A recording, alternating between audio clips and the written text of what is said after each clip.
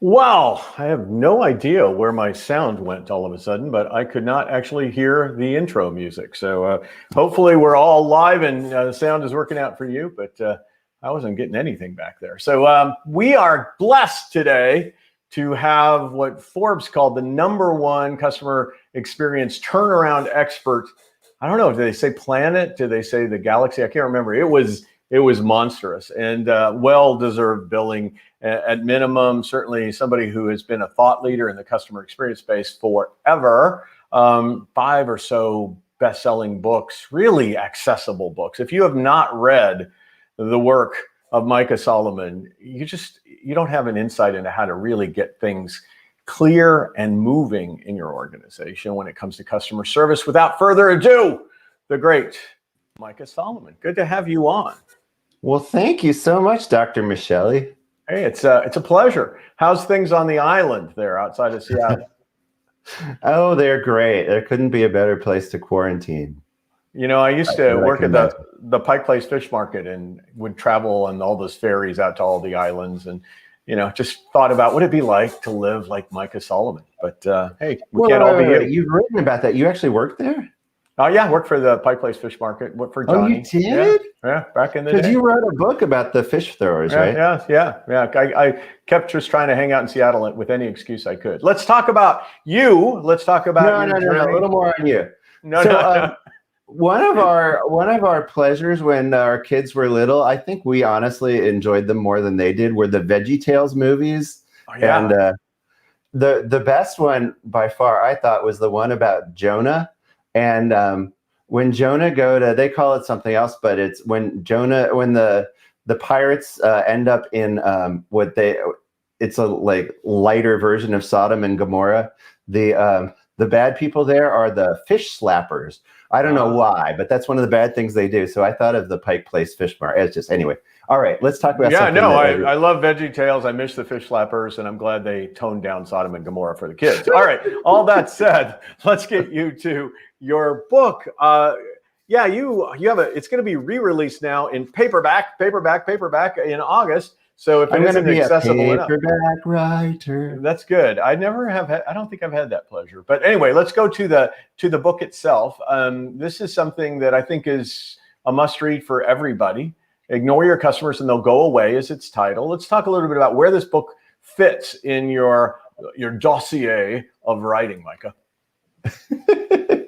Well, unlike you, Dr. Michelli, who cover a wide range of topics, I kind of have one, and I lovingly cover it from different angles. So my first book, Exceptional Service, Exceptional Profit, was rather similar to yours, the new gold standard. They both were heavily inspired by the methodology of the Ritz-Carlton. Wow, you guys are good. The methodology of the Ritz-Carlton Hotel Company. So that's what that focused on. Then I have another one called The Heart of Hospitality, which the Ritz-Carlton was, you know how wonderful they are. They were, of all the hotel companies, the most open to letting me travel there. I mean, what nice work if you can get it, right? And have experiences there and talk with their experts, but other wonderful small and large companies, not just in lodging, but also restaurateurs. Danny Meyer was fantastic. But that was hospitality industry leaders for hospitality. But I will tell you, and you can back me up on this, we get a lot, you and I think we get a lot more people wanting to become the Ritz-Carlton of banking than we ever get wanting to turn us into the Wachovia of hotels, right? Because the hospitality industry is already doing it, right? I mean, you walk into a Courtyard by Marriott or even generally a Motel 6, by and large. That might be an extreme example, but by and large, they're doing it right. There's a smiling person who really wants to take care of you. It may not be the same in some other industries. So this book, Ignore Your Customers and They'll Go Away, takes from the best, and often the best are in hospitality, but the best in any industry, and then applies it to any industry. And one thing I'm pleased with is that at the end of each chapter, there's a cheat sheet. So get to the point, Micah. That's what it's called. I'm exactly. not rushing you in the interview. That's what it's called. No, that's great. So if you don't, I would prefer if you read the whole chapter, and there's lots of, I think, fun anecdotes and stuff. But if that's not your style, you can go right to the cheat sheet. And then, because my friend Seth Godin, have you had him on the show yet? Not Seth yet. No, he has endorsed a book of mine back in the days of Poke the Box or whatever it was called. Yeah. So, but I haven't had him on. Excellent. So Seth has great ideas, and one of the things he says is that a book for a book to be more than a souvenir, you want to have people enjoy it together and learn from it together. So I put a reading group guide at the end of each chapter, with my hope being that at work you'll get together and you'll use these prompts, which I wrote, which, somebody as a publisher didn't write or whatever. I'm sure they would have done a good job, but I wrote these prompts, and then you'll get together and learn it. And by the way, unofficial offer, if you buy, I think it has to be either a crap ton or maybe it's a metric crap ton of, and that's ton with a TONNE of books, I will host your book club for free if you buy all those books. Wow. Good. It's just you have to calculate, you have to translate crap load and ton of into an actual quantifiable number, exactly. Which I'm sure is available somewhere on his website, which I have been so terribly remiss to not put up there. What an indirect way of telling me, make sure they know where the website is so they can calculate a crap load of books. All right. So this book, just to kind of make it really clear, it takes a lot of those sort of what hospitality does innately great and makes it accessible to everybody, every business, no matter where it is. There's a kind of cheat sheet summary at the end of each chapter for those who like to jump ahead. You even talk about people being able to read from the back of the book. This book isn't necessarily chronological in its need. All these content areas are relevant, though. I do like the way it builds on itself, but suffice it to say, there's the ability to kind of pick your journey with this book, depending upon the depths of reading you want to do. Haven't you always wanted to write one of those, like a pick your adventure book? Wouldn't that be fun? I tried once. One of my early books, I said, okay, now you can either go to chapter 7 or chapter 12, or and then my but avoid chapter 11. My editor thought this was about as crazy as I go, so we went more conventional. As you say. I think the biggest thing we ever did that was really bold was we put QR codes in a book a long time ago in the Zappos book. And so people could take their camera in the day when people didn't know how to use QR codes in their camera, and they could take a physical book and then go to a virtual place. It was before its time, I'd like to say. All right. Yeah, QR codes, after being a joke, have finally taken off during COVID. It's funny. It is true. I mean, if we did it now, no one would balk, but you know what I'm saying. There's a time and place for everything. And both of us did release books around about January-ish timeframe. Mine was, I think, in December of last year, before COVID. So December of 2019, yours was January 2020. Right about the same time, yeah. Yeah. And, it was a miserable time to get books out in the market. We were doing Airbnb at the time, which is a whole different hospitality brand than the Ritz-Carlton. But let's go through this book. Let's kind of take it one step at a time. I'll pop you up there, make sure that I have the right book up there. Everybody's following along at home with us. So this is the book we're going to be talking about, Ignore Your Customers. We got people jumping in on the line already to talk about stuff. Michael, we haven't even said anything and people are talking. Here, Bill Lampton, PhD, which means Bill's really smart. And he's also a communication expert, by the way. I like customer care instead of customer service because we know people can serve without caring for us. Customer care is the top level of customer interactions. Interesting kind of point here out of nowhere while I get to your book. What do you think about word choices on customer care, customer service, customer experience? What does all that mean to you? Well, hi, Bill. I think the words that you use with customers matter a lot. However, I have tried to not get involved in the choice between customer experience and customer service. I find that interesting to about 8 of us, and I try to stay out of it. Oh my goodness. That I am one of the 8. I am one of the true loving 8. Hold on, I got to get myself back on screen. This is the challenge of putting your book up there all the time, is that then my head runs into your book. So yeah, I think you're right. But customer success, people use lots of different words in this space. All right, to the book. I mean, the hard thing about it is you and I need to use all of it for SEO reasons. So that's the tricky part. That is also complicated. Like you want to be number 1 in customer service, customer success, customer experience. It's kind of crazy. All right, so the book. Ignore your customers and they'll go away. We'll pop it up so many times, you'll definitely have this drilled into your brain. But in it, some of the big concepts and the build, even though you can take it in any direction you want, the build really starts with kind of appreciating customer service culture. And if I kind of go back, you talk about Nordstrom's and the do it now mindset. And there's a ton of stuff in there that really kind of gets people socialized to what does it mean to be world's best in customer service. And you also talk a lot about coming into organizations who might have been pretty good at it one time, but have started to lose their footing. Do you want to kind of orient us all to that conversation about world's best and the journey up and down there? So, as you mentioned, Inc. magazine called me the world's #1 customer service turnaround expert, but then they very amusingly brought me down to size. They mentioned they hadn't met any others. So I guess I'm a category of 1, which means maybe I'm also the world's worst. But what I do is I come into companies that want to improve, want to polish, want to become even better. The thing, and maybe you've noticed this as well, is that people never hire us.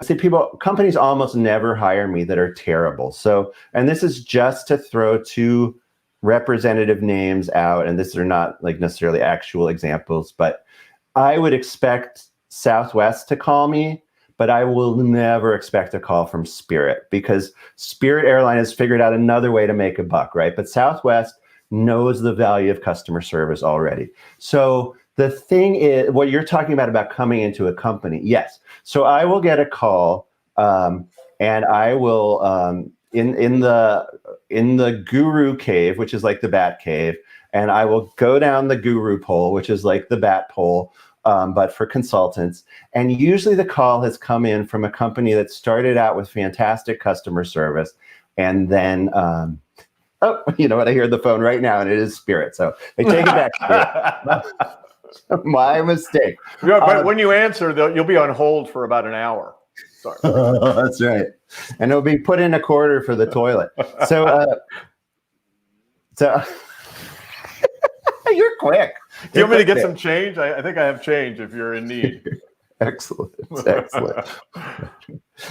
Yeah. So often it will have come in from a company that started out with a fantastic customer service reputation, but things have slipped. And so I'll come, and so they want to bring things back up to speed. So often what I'll find, in fact, almost invariably, I will find that the touches that they did at the beginning have fallen off. They have started to trust their marketing department and their sales department and their existing reputation to sell for them.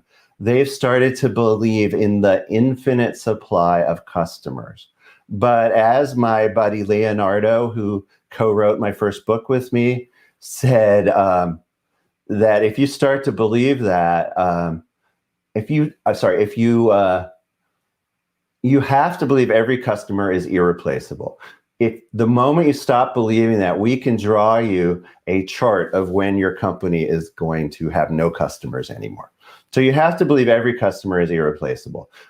So these companies have stopped believing that. They stopped handwriting thank you notes. I mean, if that's the kind of company you ever were, they've stopped handwriting thank you notes. The managers hide in the back office and shuffle paperwork. Certainly, if there's an upset customer, the managers are nowhere to be seen, and on and on and on. So that's usually what I'll find.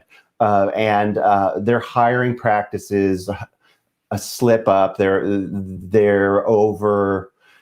getting lax in who they're hiring. So those are the kind of things I'll find. And then the cultural issues will slip as well. They will allow bullying in places that they wouldn't have allowed before. Not only bullying of customers, bullying of employees, and bullying of vendors. One of the things you probably read in Tony's book, Delivering Happiness, was that one of the other guys who started Zappos, and Zappos wasn't started by one person, but one of the other gentlemen who co-founded Zappos, he had come from another company where vendors were mistreated, and he promised that Zappos wouldn't be like that. So bullying of vendors would have commenced, and so those. Yeah, I think it was Fred Mosler, and I think that's right. Yeah, and I think that he did a lot of work with shoe vendors, and the whole business model was to try to get over on them and to try to hide information and get the best pricing out of the vendor, and the whole goal was to exploit the vendor so you could somehow come out whole for your company and maybe for the customer in the end. And Zappos, I think, as you write a lot about wow companies, and you've written plenty about how they do it.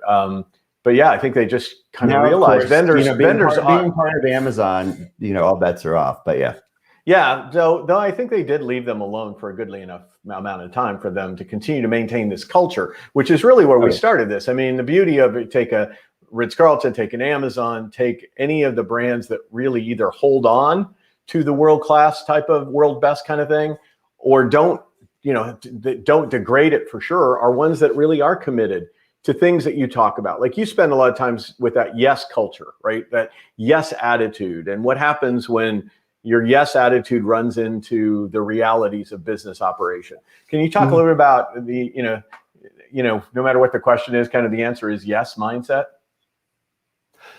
Yeah, so you brought up Nordstrom in passing. So if you walk into a Nordstrom, and I know everybody has their exception, but if you walk into a Nordstrom on a good day, there's a bunch of smiling people. And yes, let me. Well, Dr. Fauci wouldn't want me touching my face, but let's pretend this is a mask. Darn it, I wish I had one.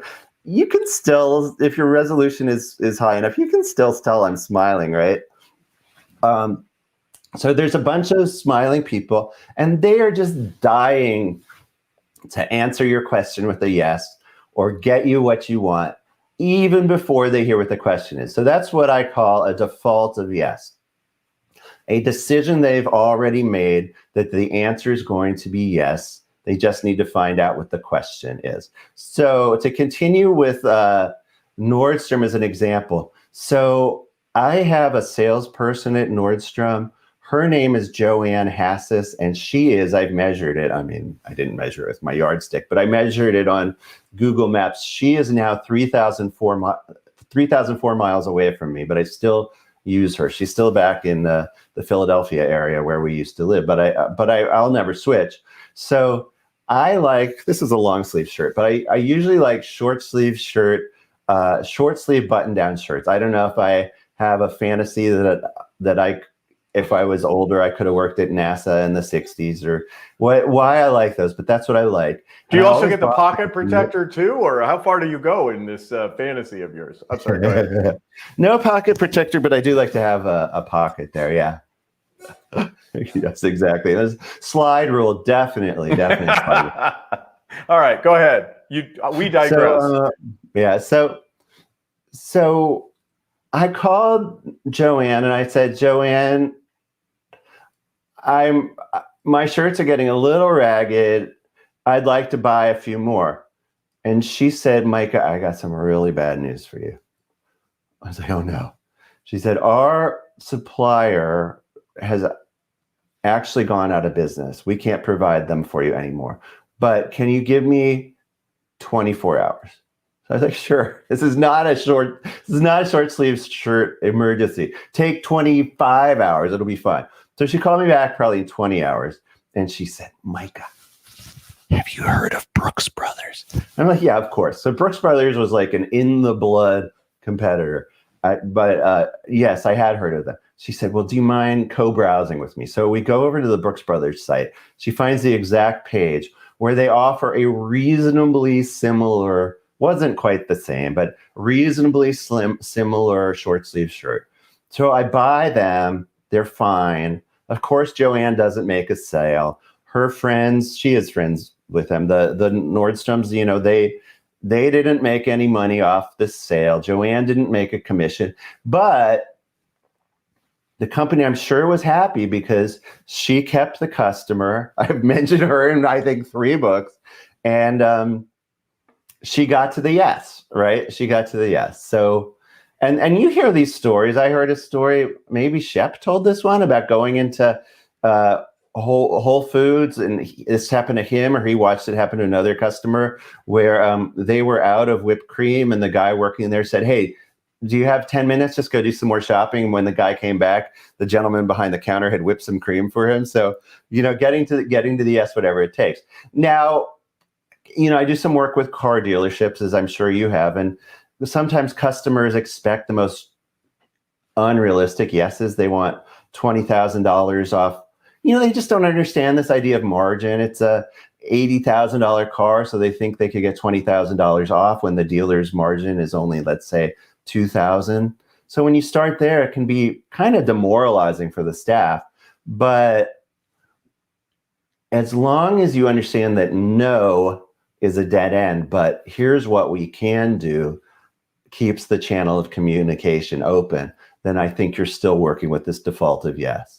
It's interesting because, the Ritz-Carlton, it's easy for them to say yes because they can play the margins, right? I remember talking to Simon Cooper. Simon Cooper was the CEO at the time. We were working together, and Oprah had just gone to Denver. They reflagged a Denver property to be a Ritz-Carlton, and John Elway put his kitchen down there inside of the building. And Oprah wanted the executive suite during the Obama first inauguration, and she didn't. They had just reconfigured the executive suite, and her advanced team came in and said, "No, we've got to take out that wall. We got to take out that wall for Oprah."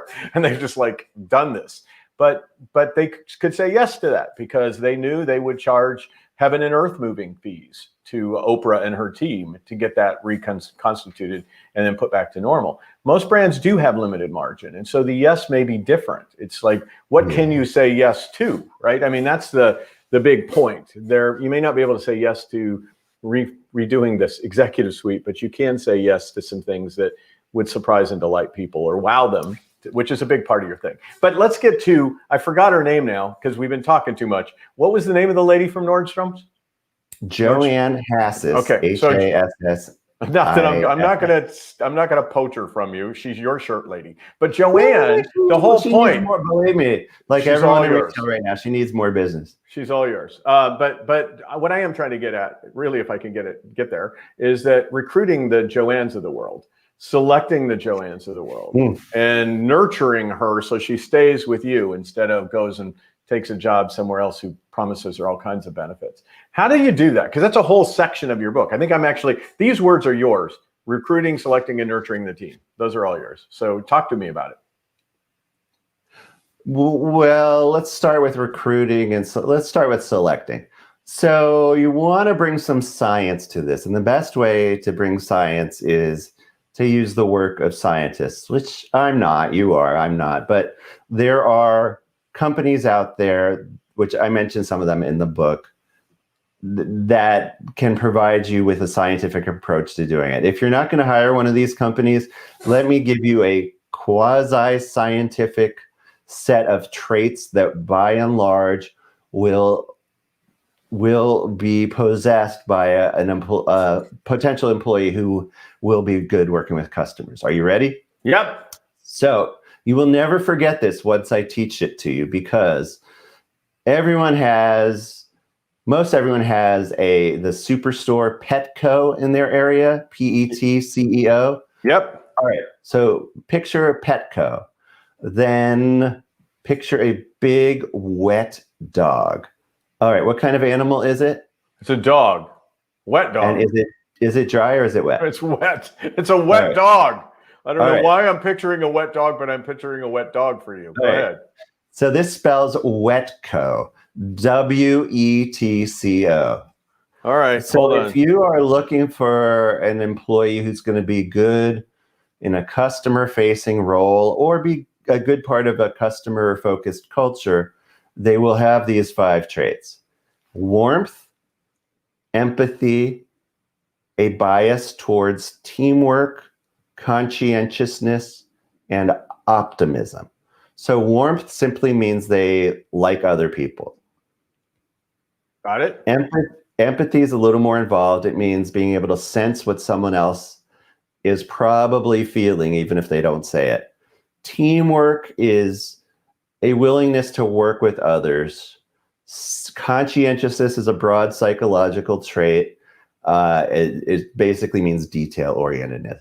And optimism, I basically mean what Marty Seligman calls an optimistic explanatory style. So let's go through this right away. So you have someone who is warm. They like other people. They're empathetic. So they're like, oh, hey, I like you. They're empathetic. I totally know how you feel. They're pro teamwork. So they're like, because I totally know how you feel, I'm totally going to get with my team, and then we're going to find out a solution for you. And I'll call you back Thursday. However, they lack the conscientiousness, so they never write down and they never call back the customer on Thursday. So that's not good, right? So they need that as well. And finally, the last thing they need is the optimistic explanatory style, because customers, unfortunately, they will sometimes bite your head off. They can't yell at their partner. They hopefully don't yell at their kids. They certainly can't yell at their boss in most companies. So they yell at you. Now, if you're particularly a young person and this is your first job and someone yells at you, you might think, oh my God, I did something terrible. I'm going to call in sick for the rest of the day. I'm going to go hide under the blanket and never come into work again.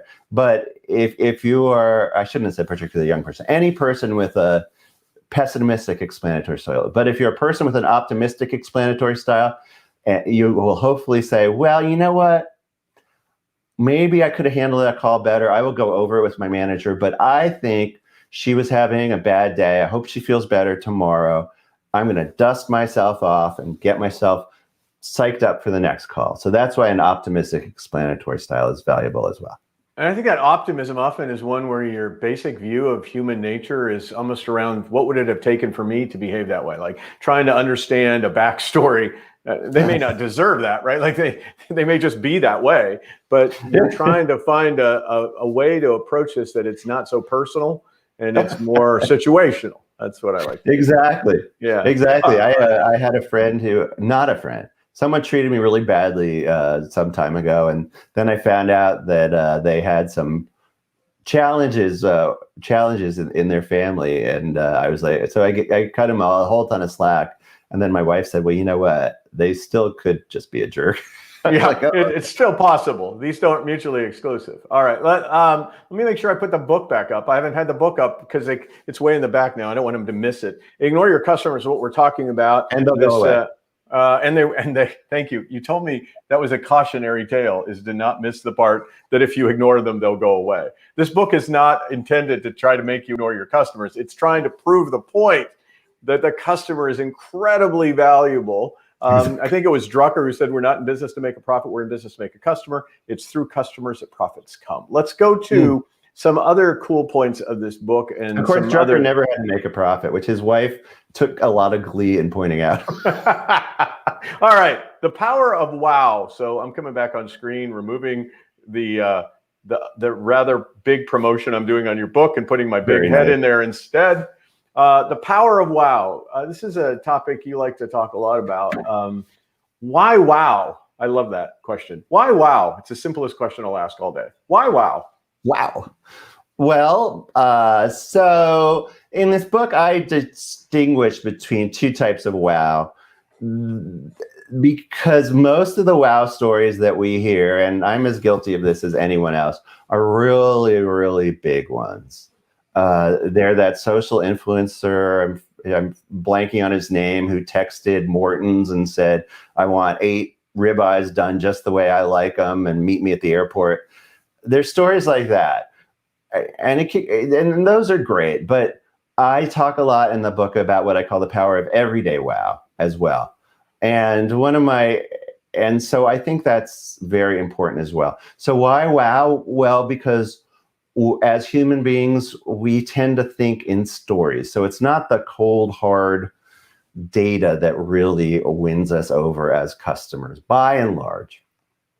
In fact, I've had people push back when I've done a webcast and say, we are business to business and all of our stuff goes out to bid. So what is all this about, being nice to customers? We could be nice to customers all day, but then our stuff by law is required to be sent out to bid. And I said, yeah, but riddle me this. In my experience, if you are fantastic to the customer and then it goes out to bid, don't you find that they make excuse? They will rationalize, even if you're a penny or two higher, they will rationalize the reasons that you should get the bid.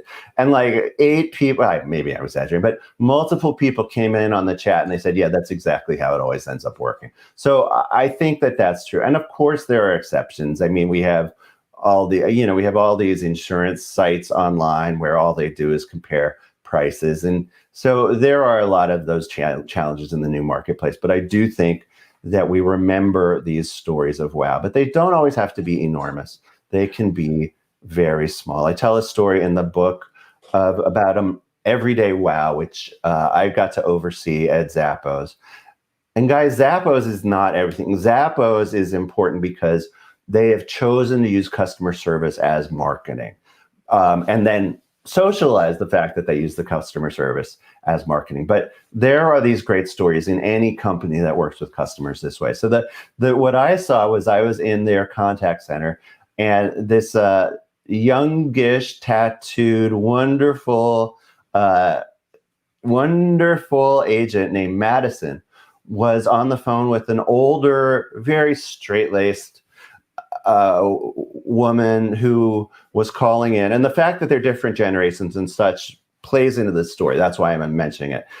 Different stories and different conversational styles. The woman calls in and she's very unhappy. I would even say distraught, somewhere between distressed and distraught, because she tried to pick out some shoes for, I forget if it was her daughter's wedding or her granddaughter's wedding or grandniece's wedding. And the ones she picked, she got them and they were very uncomfortable. And Madison immediately realized that the salient fact in this woman's story was that she has narrow feet. And it was just brilliant to listen. So Madison said, oh, narrows. Narrows are the worst. I have an aunt with narrow feet, and I swear, I'm not exaggerating, every other conversation my aunt and I have are about the misery of having narrow feet. Aren't they the worst? It's almost like our whole shoe industry has conspired against people with narrow feet. So across geography, across generations, across conversational style, these two are besties. Right away, the woman could relax. She finally had a friend in the shoe industry, and they could co-browse and find a couple of pairs that Madison sent her for her to try on that had at least a fighting chance of both being dressy enough for a wedding and having a good chance of not being a torture fest when she was going to have to spend a large part of the day on her feet. So that's what I call a moment of everyday wow. This is done by somebody who at least possesses, at minimum, 2 of the WETCO principles, right? I mean, the warmth and the empathy. And then clearly we know at Zappos it's a teamwork fest, and the conscientiousness, I'm sure, of following up, and they may have written a handwritten note, and clearly the just general hope for the human condition. So awesome. So that's a great story of wow, I think. Everyday wow. So let me can I throw in 2 elements there as well? And I'm sorry, I talked right over you, which is not a good thing to do with a customer. I'm mum. It's your show. I'm going to go take my marbles over here. Go ahead. So 2 more elements, one of which I'm going to try to sell you guys if you have the budget for it. I would encourage you to hire someone to do training. And one of the great ways to do training now, especially when we're all dispersed, is custom-built e-learning training, because it works now and it also works in the future. You can build it into your onboarding, and you don't have any coverage issues because people can do it, can study asynchronously. So that's number 1. So Madison was well trained. Number 2, something that we don't think about is once you have these promising employees, or even some not so promising employees, the way to get them over the top is what I call positive peer pressure. So we think of peer pressure as being negative, right? My theory is there's only one teenager in the history of teenage, and I can't prove this, but there's only one teenager in the history of teenagers. It was probably Sir Walter Raleigh, who ever cultivated tobacco, cured it in a barn, learned how to roll it, and smoked it. And then that teenager taught all the other ones through peer pressure, right? Wow. That's until Don Draper got involved and told everyone that Lucky Strikes were good for your throat. So that's my theory. So peer pressure is very often start somewhere. I believe mother's milk is the source of all addictions. I mean, clearly people had to start somewhere, right? And in this case, they had to start their bad habits through peer pressure. And you're trying to suggest that they also can be moved to the direction of greater customer service through positive peer pressure. So what the heck does that really mean? So you're a psychologist, and a lot of these studies, this is off topic, but a lot of these studies of rational emotive behavior and therapy and stuff that work so well, and then you can't, and that's a good one, and then it's hard to recreate the study. What often they find that, well, it worked really well when you were in a tight little group that was reinforcing it. Well, it's kind of the same here. So Madison, I think, probably gets reinforcement from other people acting the same way. On the other hand, if she's in a culture where this kind of taking extra time with the customer, going a little over the top, is frowned on, it's not going to happen. Like, why, when you walk into an Apple store, do you get this great feeling? Well, I would say, number one, they hire people who are not only technically adept up to a point, they also hire people who are excited about devices. But once you come to work there, you realize that the way to be here is to be someone who is excited about getting customers where they need to be, where they need to go, even if you don't make a sale. So you walk in there and you get that feeling. On the other hand, you go to other places and everyone's a little like Eeyore. It's not because they're all Eeyore-ish people. It's because that's kind of the ethos, right? They're all part of the ain't it awful crowd. So that's training. So this is my What? least successful book, probably, in terms of people even associated with me. But I wrote it with Johnny Yokoyama, the prior owner of the Pike Place Fish Market in Seattle, and their whole philosophy was simply commit it, be it, coach it. Right. And the whole thing was, I commit to be. Who am I going to be today when I show up to work? I'm going to be a person who creates world famous customer experiences, treats people like they're world famous. And that's my peers and that's my customers. But then he goes on to say, I commit to that and I do that publicly. And then, I have to be it. And if I'm not being it, I have to coach other people if they're not being it, and they have to coach me if I'm not being it. I think it's your peer pressure in action. It's kind of the codifying it. And I think it's brilliant because I don't hear much about positive peer pressure. That's like a whole new concept in our field. So let me write that down. And my name is Micah Solomon, and that's my idea. I stole it from a woman named Deborah Rosen something or other who wrote a book about it. Okay. Well, I'll have to look for that book, but it's Micah's now, and then I'll change a word or two in it, and I'll try to make it my own. But recruiting, selecting, and nurturing comes back to that same story, and Zappos does that well. All right, I don't want to take too much more time. You already kind of teased up where you're going to go in the future here. Let's talk about your business today. People can let me pop myself out of the screen again so we can keep this about the book. You're going to find this book right there. It's available on his website. I can get the banner that's up there gone. Yeah. And put that banner on. So you can go to his website, find out all about the book. You're still doing a really decent thing, giving away like 3 chapters of the book, I think. It gives people just a real good feel for the book, and then they can buy all those other chapters with all that other rich information in it. So head over to there. We know that if you buy tons of whatever that's defined by, you will get him to participate in your book club. So there's me fighting with your book. There we go. I'll just put myself right there. So it's really, I think, just an exciting thing. Besides the book, though, in 2 minutes, Tell me. What will people find when they go to micahsolomon.com? What action steps can they take? How can they turn their business around when it comes to customer experience, Micah? Well, what I do with the company is all stuff you could do yourself. If you buy my book, no, it's all. I mean, let me tell you what I do with a company. I will often do an informal mystery shopping before people have been introduced to me. So, and this is the part that irritates my friends rather a bit, because if I'm working with a high-end hotel, I actually am obligated to get a massage and a facial and so forth for research purposes, of course. Now, I'm not studying the quality of the massage. I'm studying the customer service around it. So I'll do what will you do for the good of the profession? Thank you, Micah. All right. So you endure the massage to understand the service delivery platform. I get it. Go ahead. Exactly. There's some things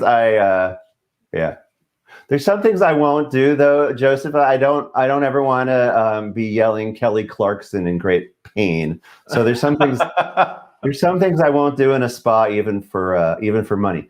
Then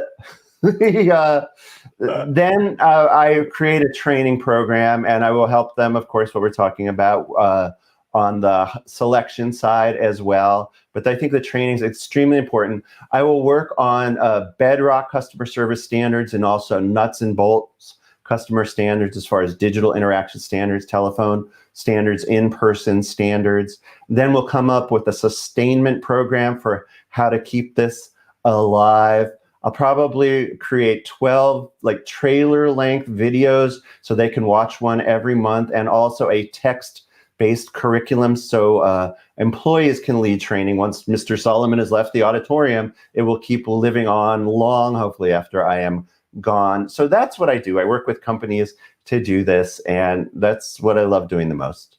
But you can do this yourself. You can't mystery shop your own company very well, but the rest of the stuff you can do. I mean, you can do it on the phone, use a Darth Vader kind of vocoder to disguise your voice. I am not the boss. I really am not the boss. I am your father. Okay, so back to the closing of this. Go to micahsolomon.com. Check out the website. He is the #1 turnaround expert. I don't care how limited the exposure was for Forbes. It's still true. All right, enough of that. Let me ask you a couple of quick questions in the lightning round, 2 minutes worth. Here we go. So tell me about the Berklee School of Music and how a guy from Berklee School of Music turns out to be a customer experience expert. So I play piano, I write songs. I think I sing. That's up for debate. If you think Randy Newman can sing, then you probably think I can sing. If you don't, then you don't. Then I don't. So I'm a musician. Then I started a recording studio. Then I went to Brown University because my dad cried when I told him I didn't want to finish college. And by the way, dads out there, that works really well. So then I went to real school, but I still was planning to be a rock star. I realized I couldn't apply for jobs as a rock star, so I opened a recording studio. That was successful. Then it turned into this sounds very quaint now, but a CD and DVD manufacturing company. I always distinguishing us was not how round our discs were. They were never, to quote the Talking Heads, they were never 365 degrees. They were always 360 degrees like everyone else's. So what distinguished us was our customer experience. So then I started writing about customer service and customer experience. And then I started speaking on it and consulting on it. So I guess that's one more questions in the lightning round. You can choose whichever of these you'd like to talk about. I have words like Vandy, Ari, and Bainbridge Island, whichever you want to talk about, but you only have 30 seconds, so go. Bainbridge Island is where I live. It is a 35-minute ferry ride from Seattle, though I'd say not too many of us have been taking the ferry since COVID, but we're all looking forward to doing it now. I can wave to Starbucks. I can wave to, I mean, I know everyone can, but I can wave to the actual Starbucks headquarters. I can wave to the Space Needle, though they can't see me probably, and wave back. We have bald eagles that we see. I'm right on time, and so that's it. We got to go. I'm going to wave to you, Micah Solomon. I'm going to have people wave to you by actually visiting your site. The book is Ignore Your Customers and what? They'll be your customers for life? No, that's not it. Ignore your customers and they'll go away, right? So great book. Go and pick it up right now. Check out Micah's website. Thank you so much. Get on with your life. I've got a bunch of stuff coming up. Bye to Micah. And for the rest of you joining us in the weeks ahead, we are going to be, I can take Micah's banner off there, I guess, for right now. So let me just get that. So you know his website, micahsolomon.com. We will just tell you about who's coming up. Chris Racinos, she was the head nurse at a major hospital in Los Angeles, and she was on the front lines in a COVID unit. We're going to talk to her about resilience and coping skills. Rebecca Heiss, a book called Instinct. She's a biologist, going to talk to us about how we use our natural biologies to our advantage, not let some of those underlying voices get in the way of our productivity. Sarah Michelle got me involved in speaking as a career. She's one of my favorite people on the planet. I love her company name. It's called Velvet Chainsaw. Other than being my buddy and an incredible speaker, she produces content for organizations, helps organizations have incredible, successful events. We'll talk to her about the events industry and how to create content that's compelling and engaging. Thanks so much for being a part of it today. I am Joseph Michelli. I am honored to have you here. If you find value in this, share it with somebody. In addition to sharing this with somebody, please think about possibly signing up on YouTube. As somebody who follows the channel on YouTube, we can use that. I just did a new ebook, which is based on my book, The Stronger Through Adversity, which I just released this year, I guess the end of 2020. So check out my new ebook there, completely free, complimentary, and join our newsletter list. We look forward to having you along for the ride, and have a fabulous week. Look forward to seeing you next week with Chris Racinos as our guest, talking about resilience.